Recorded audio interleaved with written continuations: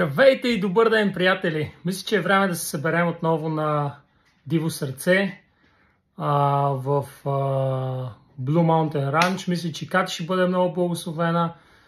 Надявам се, че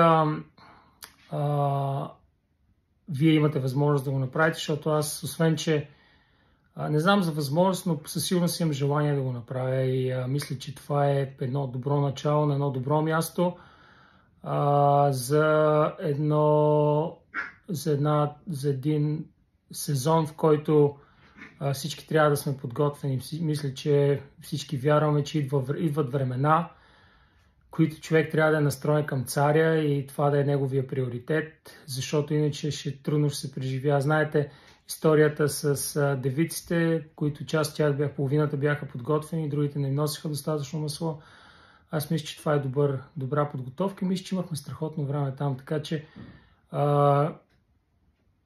предлагам да се съберем отново заедно и да направим едно диво сърце. Разбира се, ако имате други предпочитания и има основно англоговорящи, може да направим и някои от другите от програмите, които предлагат, като Becoming a King или някои от новите Wild at Heart.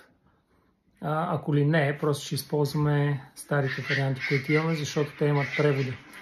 Така че, да, мисля, че ще е добър вариант да се съберем отново заедно. Пращам това на всички хора, които са участвали на двете събития, които направихме. Бяха много благословени. И мисля, че и Кати би го оценила това нещо. Не съм говорил все още с нея, така че от вас очаквам да видя желание. И вече като видя желание от ваша страна, ще ангажирам и останалите възможности и варианти, да видя кои всъщност са възможности и варианти.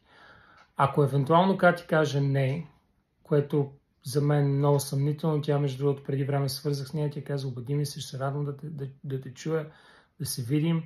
Така че мисля, че е отворена за нас. Ако тя каже не, ще го направим на Диво сърце ранчето.